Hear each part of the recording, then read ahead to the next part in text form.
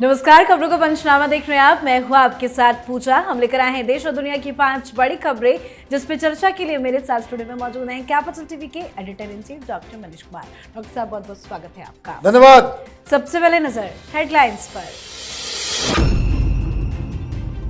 Putin संग PM Modi की खास मुलाकात, पेट्रोल डीजल पर सहयोग की पीएम ने की सराहना, आतंकवाद की घोर निंदा, कहा युद्ध के मैदान में समाधान संभव नहीं, बातचीत ही एकमात्र रास्ता।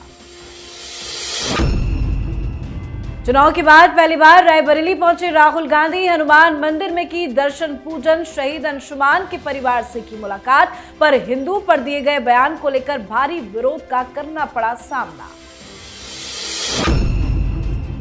केजरीवाल के खिलाफ ईडी की चार्जशीट पर कोर्ट ने लिया संज्ञान, प्रोडक्शन वारंट किया जारी। तो वहीं दिल्ली सर्विसेज मामले में फिर से सुप्रीम कोर्ट पहुंचे अभिषेक मनु सिंघवी। हाथरस भगदड़ मामले में एसआईटी की रिपोर्ट के बाद सीएम योगी आदित्यनाथ का बड़ा एक्शन, एसडीएम सीओ समेत 6 अधिकारी सस्पेंड। फ्रांस चुनाव में त्रिशंकु नतीजों से उलझा सियासी गणित, चुनावी नतीजों के बाद जगह जगह आगजनी, हिंसा और पथराव, भीड़ ने वाहनों में लगाई आग, जमकर मचा है बवाल। खबरों की शुरुआत में सबसे पहले बात मोदी पुतिन मुलाकात की। प्रधानमंत्री नरेंद्र मोदी और रूस के राष्ट्रपति पुतिन के बीच आज द्विपक्षीय बैठक हुई। इस दौरान उन्होंने आतंकवाद, यूक्रेन युद्ध समेत कई मुद्दों पर अपने विचार व्यक्त किए। बैठक में पीएम मोदी ने खासकर आतंकवाद का मुद्दा उठाया। पीएम मोदी ने कहा कि आतंकवाद हर देश के लिए खतरा है। इसके साथ साथ पीएम मोदी ने मॉस्को पर हुए आतंकी हमलों का जिक्र करते हुए कहा कि हम उस दर्द को समझते हैं। भारत 40 साल से आतंकवाद को झेल रहा है। दूसरी ओर पुतिन ने कहा कि पीएम मोदी यूक्रेन युद्ध को खत्म कराने की कोशिश कर रहे हैं। भारत रूस के संबंध को और मजबूत करने पर भी दोनों नेताओं ने बल दिया। पीएम मोदी ने पुतिन के साथ बैठक में कहा कि पिछले 5 सालों में दुनिया को अनेक चुनौतियों का सामना करना पड़ा है। पहले कोविड-19 के कारण और फिर अलग अलग संघर्षों की वजह से कई चुनौतियां सामने आई। भारत रूस और यूक्रेन के बीच शांति के पक्ष में है। समस्या का समाधान शांति से ही निकल सकता है। भारत शांति के पक्ष में है। मोदी और पुतिन की मुलाकात, आतंकवाद को लेकर पीएम मोदी ने दुनिया भर को क्या संदेश दे दिया? देखिए, आतंकवाद के ऊपर भी दिया और पूरी दुनिया की नजर जो इस मुलाकात पे थी, जिस तरीके से भारत के ऊपर लगातार दबाव दिया जा रहा है कि रूस से आप जो है नजदीकियां थोड़ा कम करें, रूस के साथ बिजनेस व्यापार कम करें, रूस के साथ जो सैन्य समझौता, जो हथियार आप रूस से लेते हैं उसे कम करें। प्रधानमंत्री मोदी ने इस 2 दिन की यात्रा में पूरी दुनिया, मतलब चीन, अमेरिका समेत वो तमाम देश जो भारत के साथ ब्लैकमेलिंग का खेल खेलना चाह रहे थे, उनको 2 टूक जवाब दे दिया। उन्होंने कहा कि जो सबसे ज्यादा क्रिटिसिज्म कि हम रूस से क्यों ऑयल लेते हैं, उन्होंने साफ साफ अपने बयान में कहा कि पूरी दुनिया को एक्नॉलेज करना चाहिए और पूरी दुनिया को हिंदुस्तान का धन्यवाद देना चाहिए कि रूस से हमने जो ऑयल लिया उससे कीमतों में पूरी दुनिया में वो हम बैलेंस कर सके, नहीं तो हाहाकार मच गया होता। तो पहली चीज तो ये। दूसरी चीज, प्रधानमंत्री मोदी जहां जाए और वहां आतंकवाद के बारे में सवाल नहीं खड़े हो, क्योंकि आप ये समझिए, ये पुतिन साहब ऑलरेडी एक रिलीजियस व्यक्ति हैं। रूस के अंदर ऑर्थोडॉक्स क्रिश्चियनिज्म का जो है, क्रिश्चियनिटी का जो है वो ज़्यादा प्रचार प्रसार और प्रभाव देखा जा रहा है। और ऐसे में जब कभी इस तरह के जिहादी एलिमेंट वहाँ पे हंगामा करते हैं या हमला करते हैं, तो प्रधानमंत्री मोदी तो मौका छोड़ने वाले हैं नहीं। दुनिया भर में ये दिक्कत है और प्रधानमंत्री ने साफ साफ कह दिया कि आज यूक्रेन और रूस का मसला तो शांति से हो, लेकिन जो आतंकवाद का खतरा जो पूरी दुनिया के सामने है वो ज़्यादा बड़ा दुश्मन है। जी, तो मॉस्को में मोदी मोदी की गूंज है तो भारत में राहुल गांधी का विरोध हो रहा है। दरअसल आज राहुल गांधी रायबरेली के दौरे पर थे, जहां उनको भारी विरोध का सामना करना पड़ा। जगह जगह पोस्टर लगाए गए जिन पर लिखा है, राहुल गांधी जवाब दो, आपको अपना अमूल्य वोट देने वाला रायबरेली का हिंदू मतदाता क्या हिंसक है? आप किस धर्म के हो, स्पष्ट करो। आप हिंदू धर्म को मानते हो या नहीं? रायबरेली का हिंदू मतदाता आपको भविष्य में वोट क्या गाली खाने के लिए देगा? इस तरह के पोस्टर रायबरेली में जगह जगह लगे हुए हैं। तो विरोध के बीच आज राहुल गांधी ने चुरवा हनुमान मंदिर में पूजा पाठ किया और बजरंग बली से आशीर्वाद मांगा। हनुमान जी की आरती की और टीका भी लगाया। इसी के साथ राहुल गांधी ने अधिवक्ता, व्यापारी और डॉक्टरों के डेलीगेशन से भी मुलाकात की है। साथ ही राहुल गांधी ने शहीद कैप्टन अंशुमन सिंह के परिजनों से भी मुलाकात की है। राहुल गांधी का तो काफी ज्यादा आज रायबरेली में विरोध हुआ, लेकिन जय श्री राम बोलने से कतराने वाले राहुल गांधी हनुमान जी की पूजा क्यों कर रहे हैं? देखिए, अब ये तो इनकी अंडरस्टैंडिंग है हिंदू धर्म के बारे में। आप राम को गाली दोगे, ये कहोगे कि राम मंदिर सब खत्म हो गया, आडवाणी ने जो शुरू किया था सब खत्म, एक हमने जिता दिया समाजवादी पार्टी का, सब कुछ धुल गया, सब कुछ खत्म हो गया, राम मंदिर मूवमेंट खत्म हो गया। अब ये बालक बुद्धि को कौन समझाए कि प्रभु श्री राम का तिरस्कार करके आप हनुमान जी को खुश कर दोगे पूजा पाठ करके? वैसे मुझे पता नहीं कि उनको पूजा करना आता भी है या नहीं आता है। अकेले छोड़ दे तो अपने आप में एक बहुत बड़ा कॉमिकल वीडियो बन जाए। अगर राहुल गांधी को किसी मंदिर में आप अकेला छोड़ दें और ये कहें चलो भाई पूजा कर लो, तो अपने आप में बहुत बड़ी कॉमेडी वीडियो जो है वहां से बन के आ जाएगा, क्योंकि इनको तो कोई मतलब है नहीं। लेकिन रायबरेली के लोगों ने सही सवाल किया है कि वोट पाने के लिए, घटिया राजनीति करने के लिए आपको हिंदू ही मिलता है? हिंदुओं को गाली देकर के मुसलमानों को वोट को पाने के लिए आप इस स्तर पे आ जाएंगे? तो इसमें पोस्टरबाजी तो ठीक है, इसमें दोष हिंदुओं का है। आप ऐसे ऐसे फर्जी हिंदुओं के चक्कर में आप फंसोगे, गाली भी खाओगे और आपके भगवान को, आपके धर्म को ये लोग तिरस्कार भी करेंगे और आप उनका माला भी जपते रहोगे। अभी 5वीं खबर में आपको मैं बताऊंगा किस तरह से फ्रांस और इंग्लैंड के अंदर लोग मातम मना रहे हैं। बिल्कुल। अब बात अरविंद केजरीवाल की बढ़ती मुसीबतों की करते हैं। दरअसल राउज एवेन्यू कोर्ट की स्पेशल जज कावेरी बावेजा ने मनी लॉन्ड्रिंग मामले में मुख्यमंत्री अरविंद केजरीवाल और आम आदमी पार्टी के खिलाफ दायर 7वीं चार्जशीट पर संज्ञान ले लिया है।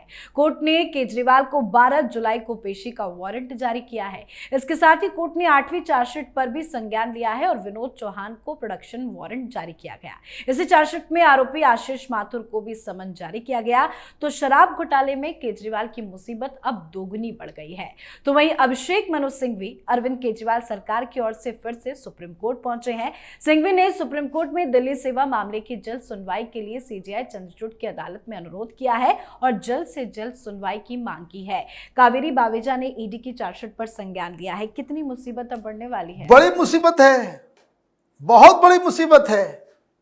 कारण यह है कि इसमें अरविंद केजरीवाल को और आम आदमी पार्टी को इसमें आरोपी बनाया गया है और दोनों ही केस में ये अरविंद केजरीवाल के सिर पे ही आने वाला है। नए चार्जशीट का मतलब क्या है? नए चार्जशीट का मतलब है नए आरोप, नए साक्ष्य, नए सबूत, नया बयान। और ये सारी चीजें अगर कोर्ट एक्सेप्ट कर लेता है तो आगे चलकर के केजरीवाल के ऊपर इतने सारे आरोप लगे हुए होंगे और जिसमें अगर वो एक में भी फंस जाएंगे तो निकलना तो मुश्किल हो जाएगा। और केजरीवाल की लीगल टीम को अब ये समझ में आ रहा है कि जो डबल अटैक हुआ है ईडी और सीबीआई का एक साथ, क्योंकि अभी वो तिहाड़ के अंदर दो एजेंसियों के मेहमान बनकर के बंद है ना, सीबीआई के भी मेहमान है और ईडी के भी मेहमान है। तो ये जो डबल अटैक हो रहा है इससे बच पाना बड़ा मुश्किल है। तो लंबे समय पे अभी तिहाड़ रहना पड़ेगा। तो आपने जो दूसरी खबर बताई कि वो गए सुप्रीम कोर्ट में कि माय लॉर्ड ये सर्विसेज जो है आईएएस अधिकारियों पे कंट्रोल करने का कि शक्ति हमको वापस कर दो, वो क्यों किया जा रहा है? क्यों ये मांगा जा रहा है ये आदेश हाई कोर्ट से कि हमें 4 बार वकीलों से मिलने का मुलाकात, वो भी वीडियो कॉन्फ्रेंसिंग के जरिए Kejriwal is losing grip over his party and over his government. उनको मालूम है मनीष सिसोदिया की तरह वो लंबा वहां बैठे रहेंगे, और अगर फरवरी के चुनाव से पहले वो बाहर नहीं निकल पाए तब तो लूटिया डूबेगी, इनकी राजनीति भी जाएगी, जेल में भी रहना पड़ेगा, सब कुछ छिन्न भिन्न हो जाएगा। जी, अगली खबर में बात हाथरस भगदड़ हादसे में सीएम योगी आदित्यनाथ के बड़े एक्शन की। हाथरस में सत्संग के बाद हुई भगदड़ के मामले में योगी सरकार ने बड़ा एक्शन ले लिया है। इस हादसे की एसआईटी रिपोर्ट सामने आने के बाद सिकंदरा मऊ एसडीएम, सीओ और तहसीलदार सहित 6 अधिकारी सस्पेंड कर दिए गए हैं। रिपोर्ट में खास तौर पर कहा गया कि स्थानीय पुलिस और प्रशासन के अधिकारियों ने आयोजन को गंभीरता से नहीं लिया था। एसआईटी की रिपोर्ट में हाथरस हादसे के लिए कार्यक्रम आयोजक को मुख्य जिम्मेदार तो बताया ही गया है, साथ ही स्थानीय प्रशासन की भी जवाबदेही तय की गई है। 100 लोगों के बयान दर्ज किए गए थे और इसी के आधार पर बड़ी कार्रवाई की गई है। बड़ी कार्रवाई तो लगातार की जा रही है, लेकिन एसआईटी की रिपोर्ट में क्या क्या खुलासे हुए हैं? देखिए, ये स्टाइल है योगी आदित्यनाथ के काम करने का। घटना घटी, फटाफट आपने एसआईटी बनाया, एसआईटी की रिपोर्ट आई, एसआईटी की रिपोर्ट में जिन जिन लोगों को जिम्मेदार बताया गया इमीडिएटली उसके खिलाफ कार्रवाई। अब बाकी अब आगे की कार्रवाई होती रहेगी। एसआईटी ने क्या कहा? एसआईटी ने ये माना कि भाई जितना का परमिशन लिया गया था उससे कहीं ज़्यादा लोग आ गए। अब ज़्यादा लोग आ गए तो ये प्रशासन का काम होना चाहिए, तो भाई इतने लोग आ रहे हैं, आपको रोकना था, उसके लिए व्यवस्था करनी थी। तो जो लापरवाही प्रशासन की तरफ से हुई है वो तो हुई ही है, लेकिन अब बड़ा सवाल जिसका जवाब उत्तर प्रदेश की सरकार ढूंढ रही है कि ये बाबा कहाँ है, इस बाबा को क्यों नहीं नापा जाए, क्योंकि उसके वकील रोज मीडिया में आकर के नई नई थ्योरी दे रहे हैं कि जहरीली गैस तो पता नहीं क्या क्या। तो ये सारी चीज़ें मुझे लग रहा है कि एक हादसा हुआ है, लेकिन सरकार किस तरीके से काम कर रही है वो बयानबाजी से नहीं बल्कि किस तरह का एक्शन ले रही है और कितना जल्द एक्शन ले रही है उस पर डिपेंड करता है। और योगी आदित्यनाथ ने एक बार फिर से ये साबित किया है कि वो एक्शन लेने में जरा सा भी वक्त नहीं लगाते। बिल्कुल।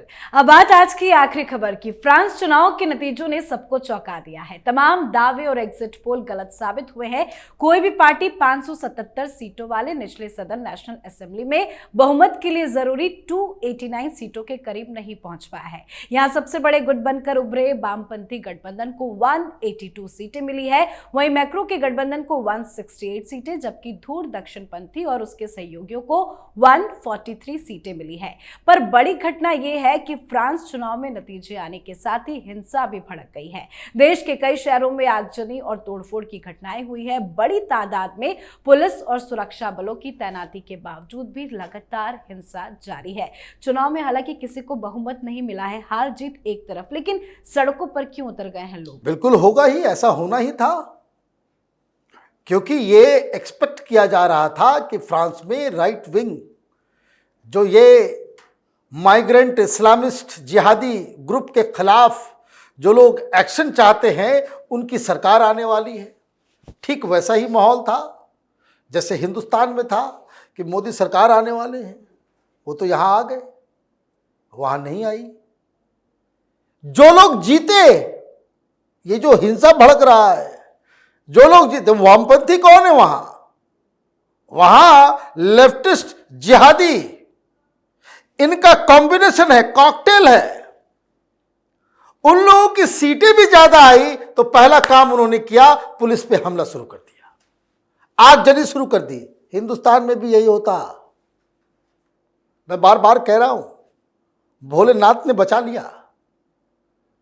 अगर ये इंडी गठबंधन की सरकार आ गई होती, दंगे हो रहे होते। इन लोगों ने पूरा प्लान कर रखा था। अब देखिए ब्रिटेन के अंदर भी, तो फ्रांस अगले 5 साल तक इसी तरह का वायलेंस होता रहेगा, इसी तरीके से होता रहेगा। फ्रांस की आइडेंटिटी अब स्टेक पे है। लोगों को समझ में नहीं आता या अंधे हो गए हैं। ये कट्टरपंथी यूरोपियन डेमोक्रेटिक लिबरल इथॉस का इस्तेमाल करके फंडामेंटलिज्म और कट्टरपंथ को जो है नाफिज करते हैं उसके ऊपर। इंग्लैंड से भी गलती हुई है, आपने फिर से बना दिया ऐसे लोगों को जो मुस्लिम परस्त राजनीति करते हैं। पहला फैसला क्या हुआ? पहला फैसला नए प्रधानमंत्री ने लिया कि युगांडा के साथ एक ट्रीटी थी इनकी कि बहुत सारे जो मुस्लिम माइग्रेंट्स आकर के इलीगल तरीके से पूरे इंग्लैंड को जो है वो कराची में तब्दील कर दिया है। वो दिखने में लगता है कि कोई मक्का, कोई शहर जो है इस्लामिक कंट्री का कोई शहर हो गया है, आधा से ज़्यादा इंग्लैंड। तो लोग इलीगली ना आए तो उसके लिए क्या है, जो इलीगल माइग्रेंट्स है उसको उठा करके युगांडा में डाला जाएगा। युगांडा ने पैसे भी ले लिए कि उनको पैसा दिया जाएगा कि वहाँ पे तो बहुत ज़मीन है, वहीं पे रखो इन लोगों को। तो ये सरकार नहीं आई और ये पॉलिसी को ही खत्म कर दिया। नतीजा क्या हुआ? यही जिहादी, यही मुस्लिम्स, ये बड़े बड़े फरसा और हथियार लेकर के वो वहाँ जश्न मना रहे हैं। ये है इंग्लैंड। ये लिबरलिज्म और लिबरल इथॉस वाकई ऐसा रूप ले लेगा कि आप अपने दुश्मनों को भी पहचानना भूल जाएंगे। तो ये तो फ्रांस और इंग्लैंड अगले 5 साल तक, जब तक इन लोगों की सरकार रहेगी, खबरों में लगातार ये लोग बने रहेंगे। ये बात और है कि खबरें हिंसा की होगी, खबरें निगेटिव होंगी। जी सर, बहुत बहुत धन्यवाद समझाने के लिए। धन्यवाद। खबरों को पंचनामा में आज के लिए फिलहाल इतना ही। देश विदेश की बाकी खबरों और उनके सटीक एनालिसिस के लिए देखते रहिए कैपिटल टीवी। हमें लाइक कीजिए, शेयर कीजिए और कैपिटल टीवी को सब्सक्राइब कीजिए। नमस्कार।